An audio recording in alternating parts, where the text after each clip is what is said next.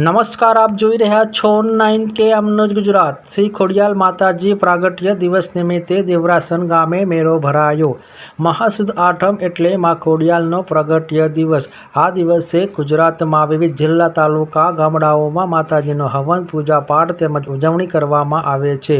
મહેસાણા તાલુકાના દેવરાસન ગામે અંદાજે 100 વર્ષ જૂનું શ્રી ખોડિયાલ માતાજીના મંદિરે ભવ્ય ઉજવણી કરવામાં આવી। શ્રી ખોડિયાલ માતાજી ટ્રસ્ટ પ્રમુખ પટેલ રમેશભાઈ, ઉપપ્રમુખ ગઢવી મનહરદાન, ઉપપ્રમુખ પટેલ લાલજીભાઈ, મંત્રી સથવારા જસવંતભાઈ, ઓડિટર ગઢવી ભરતદાન સહિત ગામજનોના સહકારથી ખૂબ સુંદર આયોજન કરવામાં આવ્યું। દેવરાસન ગામ તેમજ આજુબાજુના ગામોમાંથી ખૂબ મોટી સંખ્યામાં માતાજીના ભાવિક ભક્તોએ માતાજીના દર્શન કરી ધન્યતા અનુભવી।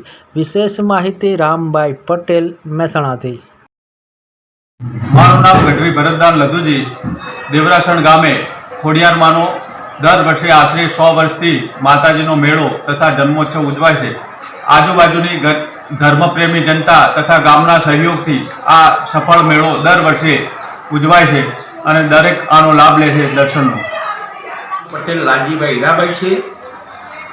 અમારા દેવરાસણ ગામમાં ખોડિયાર માતાજીનો મહાસુદ આઠમના દિવસે લગભગ આશરે 100 વર્ષથી માતાજીની જન્મજયંતિ ઉજવાય છે। એમાં આજુબાજુના ગામનો સારો એવો સહકાર મળે છે અને એવું અમે આ ભવ્ય આયોજન કરીએ છીએ। માતાજીની મહાઆરતી કરીએ છીએ રાતે, એની કેક કાપી અને બધું આતશબાજી કરી અને માતાજીનો પ્રસંગ ઉજવીએ છીએ।